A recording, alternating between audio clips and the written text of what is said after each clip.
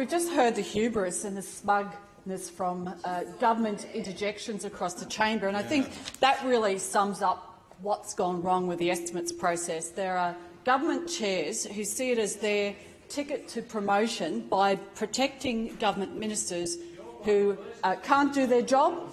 They run down the clock. Member for Miller, order. Member for Miller, order.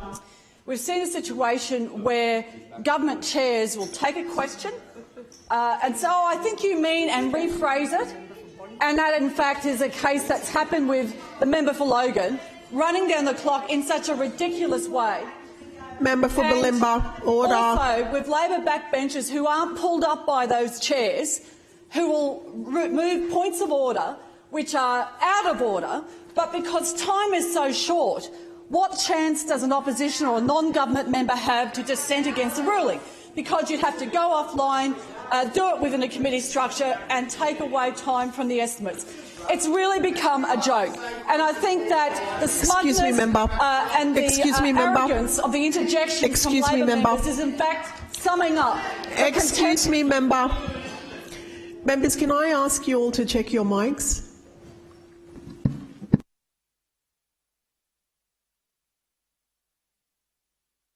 Member for Maroochydore, you have the call. Thank you. The smugness of government members in their interjections is just the tip of the iceberg, because we see them behaving in this way in the estimates process as if it's a game.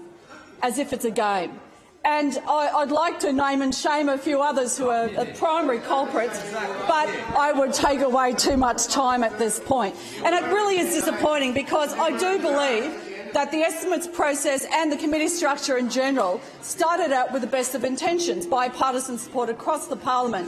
And what's happened in recent years has been an abusive process, it's been a protection racket, and it's just not good enough.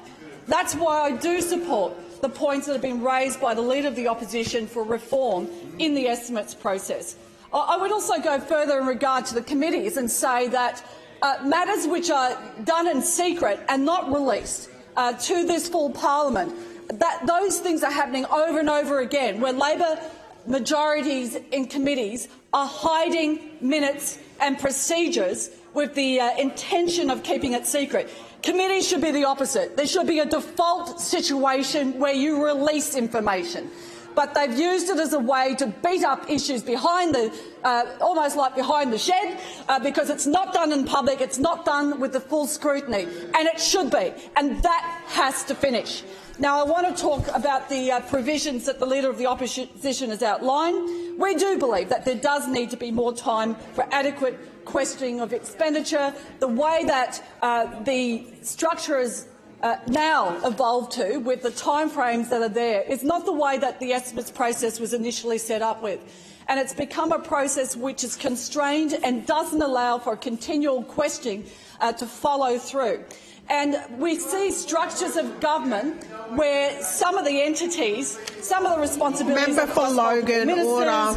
And there's quite I think, bizarre structures and the way some of the lines of responsibility line across portfolios with ministers, and that needs to also be clearer lines of accountability in regard to time at these estimates. But we do support having a Speaker or Deputy Speaker who are able to take over in regard to consistency of ruling. And I appreciate that when you've got Labor members who think this is how they're going to get themselves promoted to the Cabinet, good luck. Apparently the Premier doesn't want you. They take obstructive behaviour, which is more about grandstanding rather than allowing the process to flow in the way a good Speaker, a good Deputy Speaker would enable. Order, members. So, I think it's the reaction from government members right throughout this debate that highlights why we've seen the estimates process as broken as it is. They are so arrogant, they think they can get away with anything. And where I've seen some government backbenchers try to have Member for Logan, order. When I thought they'd never even picked up a standing orders book. But it's all about running down the clock. That's not in the interest of integrity and transparency. We need the system reform. We need respect for the system rather than this game playing and all the arrogance that we've seen from members opposite.